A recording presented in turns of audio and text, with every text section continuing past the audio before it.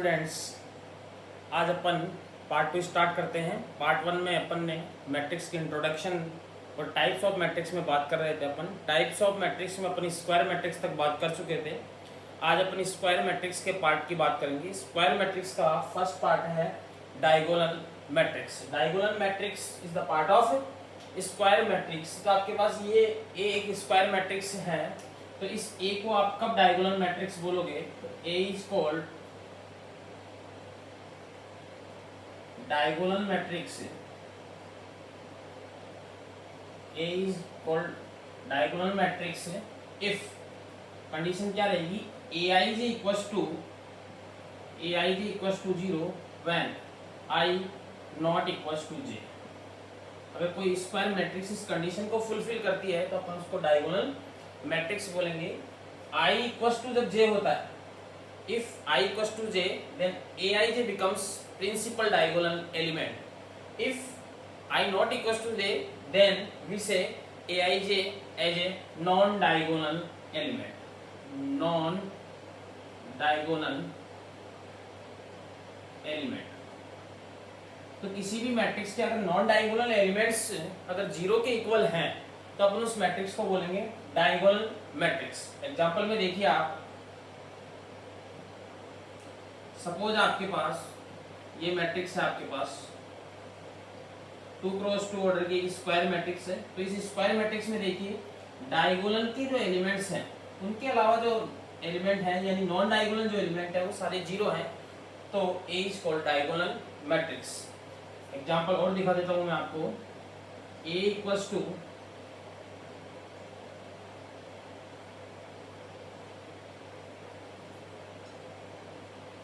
ये आपके पास 3 cross 3 order की एक मैट्रिक्स है। इस 3 क्रॉस 3 ऑर्डर की मैट्रिक्स में देखिए डायगोनल के अलावा जो नॉन डायगोनल एलिमेंट्स हैं वो सारे जीरो हैं। तो अपन इसको क्या बोलेंगे? डायगोनल मैट्रिक्स बोलेंगे। डायगोनल मैट्रिक्स में एक नोट पॉइंट लिख लेते हैं अपन। इसका एक और रिप्रेजेंटेशन होता है आपके पास। सपोज आपके पास ए कोई मैट्रिक्स है आपके पास,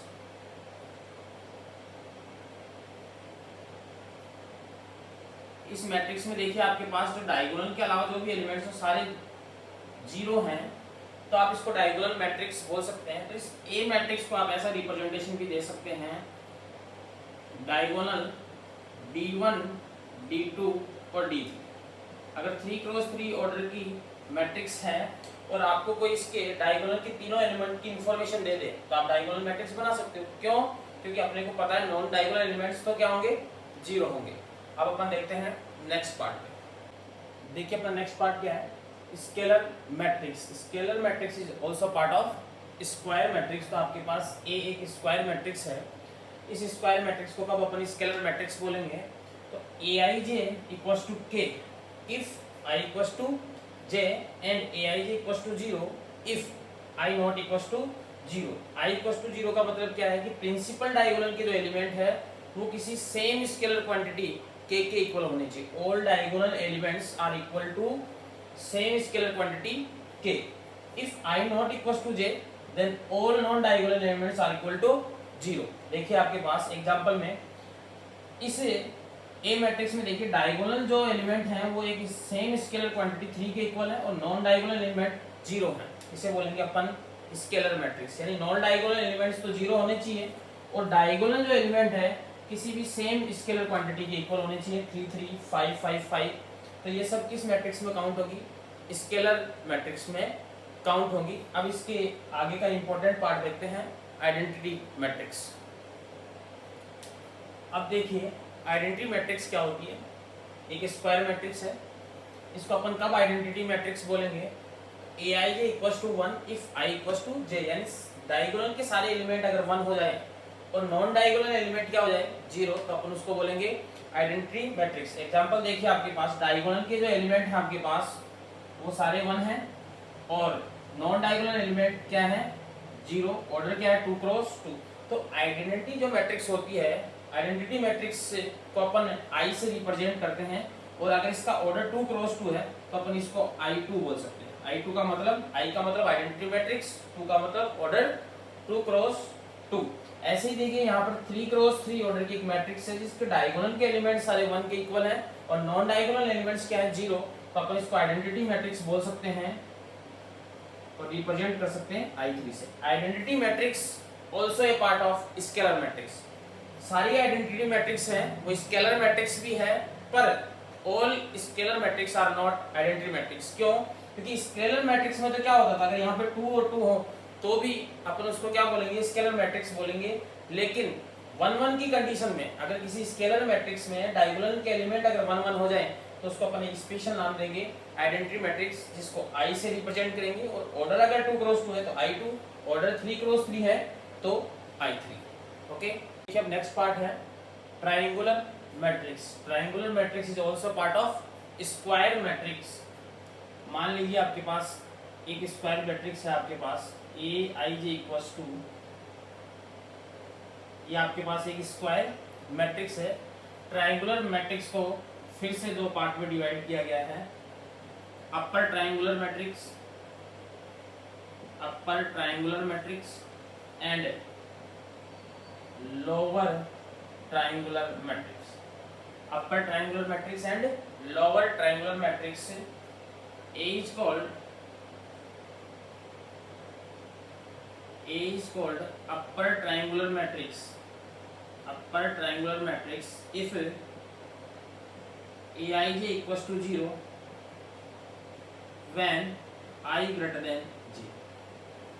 अगर I की वैल्यू J से ग्रेटर देन है तो Aij की वैल्यू 0 होनी चाहिए अपर ट्रायंगुलर मैट्रिक्स के लिए, and Aij equals to 0 if I less than J। अपन इस कंडीशन में A को क्या बोलेंगे, लोअर ट्रायंगुलर मैट्रिक्स। देखिए फोटो कैसी होगी आपके पास,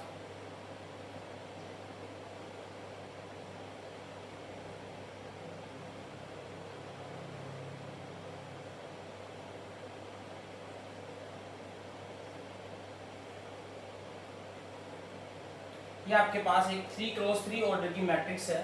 तो देखिए आपके पास अपर ट्रायंगुलर मैट्रिक्स की क्या कंडीशन है कि I की वैल्यू जब जैसे ये एलिमेंट कौन सा आपके पास, ये एलिमेंट है आपके पास A21, I is greater than J, Aij की वैल्यू क्या होगी 0। This element is also A31, I greater than J है, A31 becomes 0 and A32 also 0। तो अपन इस मैट्रिक्स को क्या बोलेंगे, अपर ट्रायंगुलर मैट्रिक्स। अगर आपको अपर ट्रायंगुलर किसी भी स्क्वायर मैट्रिक्स की फोटो दे दें और पूछे कि अपर ट्रायंगुलर या लोअर ट्रायंगुलर, तो एक और तरीका क्या है, आप डायगोनल के एलिमेंट्स पे फोकस कीजिए। अगर डायगोनल के नीचे के एलिमेंट्स पे सारे जीरोज हैं, डायगोनल के नीचे सारे एलिमेंट अगर जीरो हैं तो अपर ट्रायंगुलर, अगर लोअर पार्ट में जीरो से ट्रायंगुलर बन रहा है तो अपर ट्रायंगुलर। एंड इसमें एग्जांपल देखिए आपके पास, ये आपके पास मैट्रिक्स है, आपके पास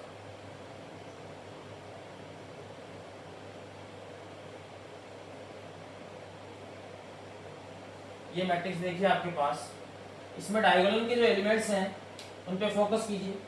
अगर डायगोनल के एलिमेंट्स पे फोकस करें तो डायगोनल के ऊपर के सारे एलिमेंट्स क्या हैं, 0। ऊपर के सारे एलिमेंट्स क्या हैं, 0। तो अगर डायगोनल के अपर पार्ट पे कंप्लीट 0 है तो लोअर ट्रायंगुलर मैट्रिक्स, और अगर डायगोनल के लोअर पार्ट में 0 है देन अपर ट्रायंगुलर। और आपकी जो कंडीशन है आपके पास लोअर ट्रायंगुलर मैट्रिक्स की वो भी फुलफिल हो रही है। देखिए ये जो एलिमेंट है वो कौन सा है, A12। यहाँ पर देखिए J is greater than I, A13, यहाँ पर भी J की वैल्यू किसके कंपैरिजन में ग्रेटर देन है, I के कंपैरिजन में। तो जो इस कंडीशन को फुलफिल करेगा वो लोअर ट्रायंगुलर मैट्रिक्स हो जाएगी। आगे की बात समझ में, लोअर ट्रायंगुलर जो मैट्रिक्स है ये जेईई मेन और एडवांस के अकॉर्डिंग इंपॉर्टेंट है आपके पास, इस पर अच्छे क्वेश्चंस बनते हैं। अभी अपन उन क्वेश्चंस को भी करेंगे, लेकिन आप ट्रायंगुलर मैट्रिक्स के दोनों पार्ट की डेफिनेशन देख लीजिए एक बार अच्छे से, फिर अपन इसके अच्छे क्वेश्चंस को अभी करेंगे। टाइप्स ऑफ मैट्रिक्स जब कंप्लीट हो जाएगा तो अपन इसके अच्छे क्वेश्चंस को करेंगे। देखिए नेक्स्ट पार्ट देखिए, जीरो मैट्रिक्स। जीरो मैट्रिक्स में क्या होगा, अगर किसी भी मैट्रिक्स के सारे एलिमेंट्स जीरो हो जाए तो अपन उसको बोलेंगे zero matrix. All elements of matrix equals to zero. देखिए आपके पास इस मैट्रिक्स के सारे एलिमेंट्स जीरो हैं तो अपन इसको क्या बोलेंगे, जीरो मैट्रिक्स। और जीरो मैट्रिक्स को किससे डिनोट करेंगे, ओ से। इस मैट्रिक्स के सारे एलिमेंट्स क्या हैं, जीरो, तो आप इस मैट्रिक्स को ओ से डिनोट कर सकते हैं। ओ से डिनोट करने का मतलब है ये क्या है, जीरो मैट्रिक्स। देखिए नेक्स्ट, नेक्स्ट थोड़ा इंपॉर्टेंट है आपके पास। सब मैट्रिक्स क्या होती है? Sub matrix obtained from a given matrix by deleting any number of row and column. आप किसी भी रो और कॉलम को डिलीट कर दीजिए, बाकी जो बचेगा मैट्रिक्स में वो क्या कहलाएगा? सब मैट्रिक्स। एग्जांपल से समझिए अच्छे से। आपके पास ए मैट्रिक्स है, आपके पास सपोज 1 2 3 4 5 6 -1 2 9, ये आपके पास एक 3 क्रॉस 3 ऑर्डर की मैट्रिक्स है। मैंने क्या किया, मैंने इस मैट्रिक्स का फर्स्ट रो और थर्ड कॉलम को डिलीट कर दिया। First row and third column को डिलीट कर दिया तो मेरे को एक मैट्रिक्स मिली बी। बाकी रिमेनिंग एलिमेंट से आप मैट्रिक्स बना दीजिए।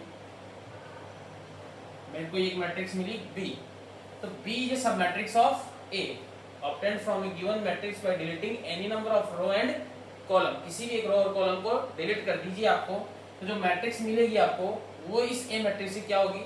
सब matrix. B is sub matrix of A. B is sub matrix of A. Next है आपके पास एक पार्ट और है, सिंगलटन मैट्रिक्स। सिंगलटन मैट्रिक्स क्या होता है? If M N equals to 1, यानी number of row number of column equals to अगर 1 हो जाए तो अपन उस मैट्रिक्स को क्या बोलेंगे? Singleton matrix. यानी उसका ऑर्डर क्या हो जाएगा? 1 क्रॉस 1। और सिंगलटन मैट्रिक्स में एक ही एलिमेंट होगा। अगर किसी मैट्रिक्स में एक ही एलिमेंट है तो अपन उस मैट्रिक्स को नाम दे सकते हैं सिंगलटन मैट्रिक्स। ये थे सारे types of matrix. In types of matrix में स्क्वायर मैट्रिक्स सबसे इंपॉर्टेंट मैट्रिक्स थी और उसी के सारे जो पार्ट थे वो भी इंपॉर्टेंट थे। अब अपन देखते हैं equality of matrix. Equality of matrix अब देखते हैं अपन इक्वलिटी ऑफ मैट्रिक्स। यानी टू मैट्रिक्स कब इक्वल होती है? तो two matrix are said to be equal if they are of the same order. यानी दो मैट्रिक्स को इक्वल तभी बोलेंगे जब फर्स्ट कंडीशन क्या होनी चाहिए? दोनों का ऑर्डर सेम होना चाहिए। सेकंड कंडीशन क्या है? Elements in the corresponding position of the two matrices are equal. यानी दोनों के कॉरेस्पॉन्डिंग जो एलिमेंट हैं वो इक्वल होने चाहिए। कहने का मतलब ये है कि अगर एक मैट्रिक्स का 1 1 A11 पोजीशन जो है, फर्स्ट रो का फर्स्ट एलिमेंट जो है वही एलिमेंट सेकंड मैट्रिक्स के फर्स्ट रो का फर्स्ट एलिमेंट होना चाहिए। सपोज अगर आपके पास फर्स्ट मैट्रिक्स के सेकंड रो का फर्स्ट एलिमेंट 2 है तो सेकंड मैट्रिक्स के भी फर्स्ट रो सेकंड रो का फर्स्ट एलिमेंट क्या होना चाहिए? 2 होना चाहिए। एग्जांपल के तौर पे समझते हैं। आपके पास क्वेश्चन ही ले लेते हैं। सपोज आपके पास एक मैट्रिक्स ए है आपके पास,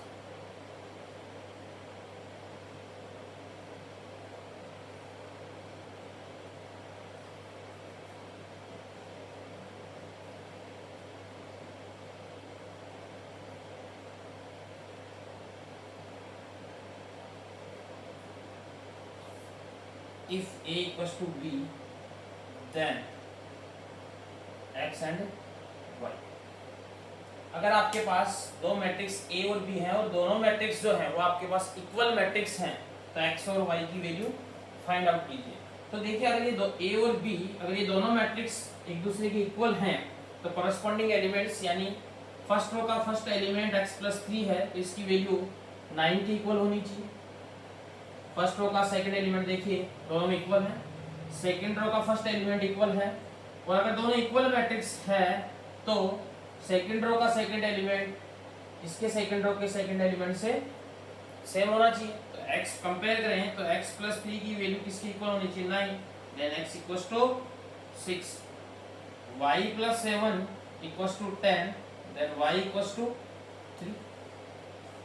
तो अगर x की वैल्यू 6 और y की वैल्यू 3 है तो दोनों मैट्रिक्स इक्वल हो जाएंगी क्योंकि दोनों के कॉरेस्पॉन्डिंग जो एलिमेंट है पोजीशन के वो सेम हो जाएंगे। तो दो मैट्रिक्स को इक्वल कब बोलेंगे? पहली कंडीशन दोनों का ऑर्डर सेम होना चाहिए। Second condition elements in the corresponding position of the two matrices are equal. ये था आपके पास। अगर दोनों के कॉरेस्पॉन्डिंग एलिमेंट में एक भी एलिमेंट अगर चेंज हो गया, सपोज मैंने यहाँ 5 रख दिया, बाकी सब कुछ इक्वल है आपके पास, लेकिन एक भी एलिमेंट अगर अनइक्वल हो गया तो ये दोनों मैट्रिक्सेस इक्वल मैट्रिक्स नहीं होंगी। All elements in the corresponding position are be equal. Okay, देखिए स्टूडेंट्स जो अभी तक अपन स्टडी कर लिए उसके बेसिस पे जो क्वेश्चंस बन रहे हैं अपन उनको देख लेते हैं एक बार। एनसीईआरटी लेवल और जेईई मेन लेवल के जो भी क्वेश्चंस हैं उनको एक बार अपन कवर कर लेते हैं। Question number first, if a matrix have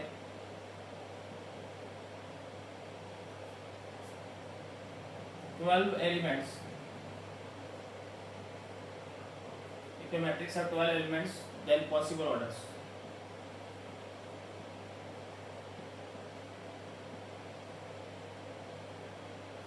Then possible orders. तो देखिए आपके पास एक मैट्रिक्स में टोटल एलिमेंट दे रखे हैं 12. तो टोटल एलिमेंट्स कैसे मिलते थे? m इंटू n करने से, और ऑर्डर क्या होता था? m by n. तो देखिए पॉसिबल ऑर्डर क्या क्या हो सकता है? 1 इंटू 12, ये एक पॉसिबल ऑर्डर हो सकता है. इन दोनों का मल्टीप्लिकेशन करेंगे तो टोटल एलिमेंट 12 है. आप हमेशा 1 से स्टार्ट रहिए, कंफ्यूजन नहीं रहेगा कोई. 2 इंटू 6 भी पॉसिबल है. यहाँ पे 2 को किस नंबर से मल्टीप्लाई करेंगे? 12 आ जाएगी, क्योंकि टोटल एलिमेंट इन दोनों का मल्टीप्लिकेशन होता है. 3 इंटू 4 भी पॉसिबल ऑर्डर. 4 इंटू 3 भी पॉसिबल ऑर्डर. 5 से ऐसा कोई नंबर नहीं है इसको मल्टीप्लाई करने पर 12 है.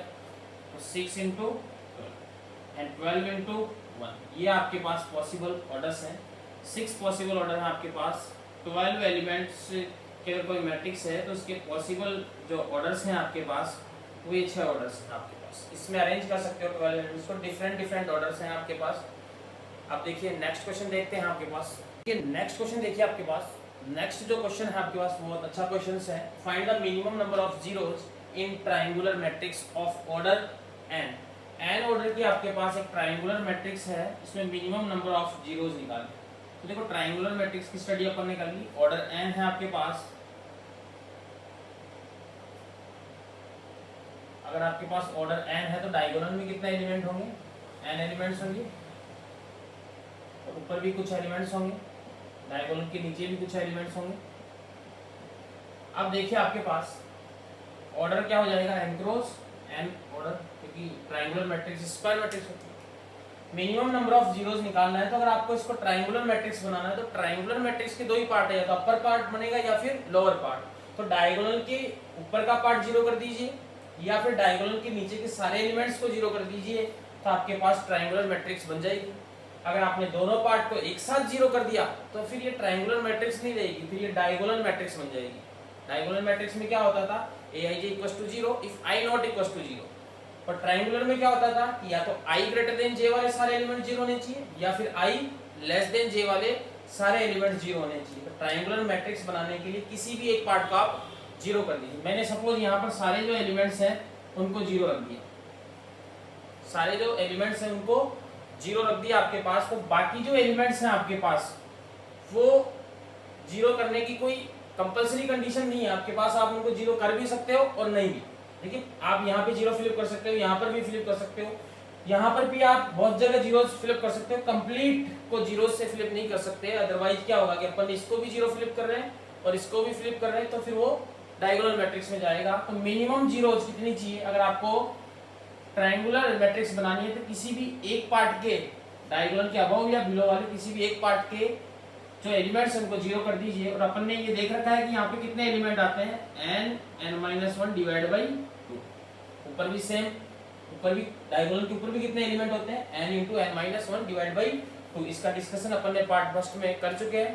तो आपको मिनिमम नंबर ऑफ जीरोज की रिक्वायर्ड क्या है? या तो ये कर दीजिए या फिर ये वाला पार्ट जीरो कर दीजिए. तो मिनिमम नंबर ऑफ जीरोज हो गया आपके पास. मिनिमम नंबर ऑफ जीरो, किसी भी एक पार्ट को जीरो कर दीजिए. और अपने को पता है कि इस पार्ट में कितने एलिमेंट्स हैं? n into n-1 divide by 2. तो इतने जीरोज की रिक्वायरमेंट होगी आपको ट्रायंगुलर मैट्रिक्स बनाने के लिए. जैसे एक एग्जांपल दो आपको, या पहले वाले एग्जांपल को अपन देखें.